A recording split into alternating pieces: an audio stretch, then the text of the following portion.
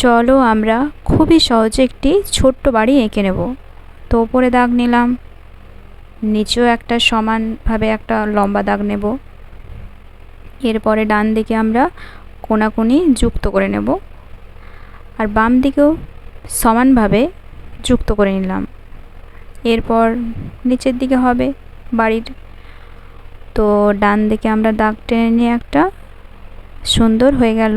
এরপর বাম দিকেও সেম আমরা সমানই লাইন টেনে নেব। এবারে নিচে আমরা যুক্ত করে নিই দুটো লাইনকে। হয়ে গেল। তাহলে সূর্য তো একটা আঁকতেই হবে, ঘরের ওপরে তো সূর্য থাকতেই হবে না? তো ওটাও খুব সহজে আমরা বৃত্ত ছোট একটা নিলাম। এবার ছোট বড় দাগি নেব। দেখো খুবই সহজ।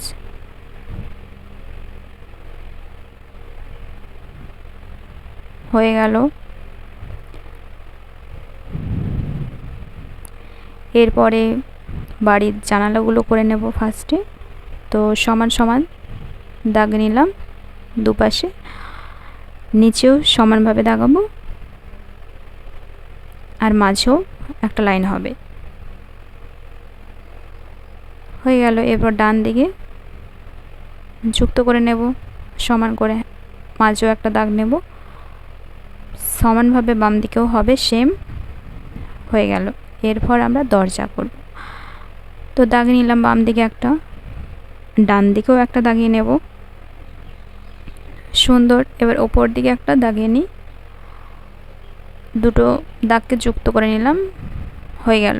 এরপর দরজা আমরা খোলা রাখবো, তো সেরকমভাবে মাঝে আমরা দুটো দাগ নেব, নিয়ে নিলাম। এরপর কোণাকুনি আমরা যুক্ত করে দেব দুপাশে। হয়ে গেল না?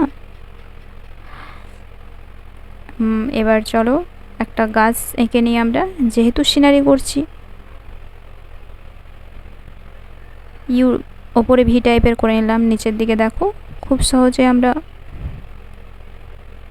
নিচের শেকড়গুলো করছি গাছের। দাগ দাগ দাগ।